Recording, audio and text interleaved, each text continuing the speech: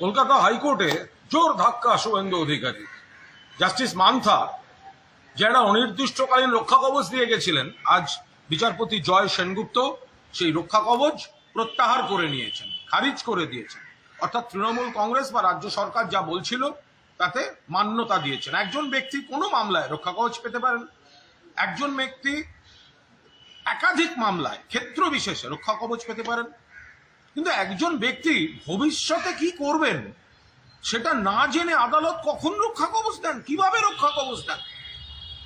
Justice জয় সেনগুপ্ত মাননীয় বিচারপতি তিনি বলেছেন এটা চলতে পারে না অনির্দিষ্টকালীন, ফলে তিনি সরিয়ে দিয়েছেন। তিনি আরো কয়েকটি মামলা খারিজ করে দিয়েছেন, আর 5টি মামলা যাতে শুভেন্দু অধিকারী কোয়াশিং এর দাবি করেছিলেন তাতে এসআইটি গঠন করতে বলেছেন, এসআইটি তদন্ত করবে ওই কেসগুলো। অর্থাৎ শুভেন্দুবাবু এই জাস্টিস মান্থার এই রক্ষা কবচ তার উপর ভর করে যে আপত্তিকর কথা, অশালীন কথা, প্ররোচনামূলক আচরণ একের পর এক করে এসছেন এবং আইনকে তোয়াক্কা করেননি। আজ এই রায়ের পর তাকে গোটা বিষয়টা দেখতে হবে, খতিয়ে দেখতে হবে। একে কি বলে জানেন? একে বলে জোর সা ঝটকা।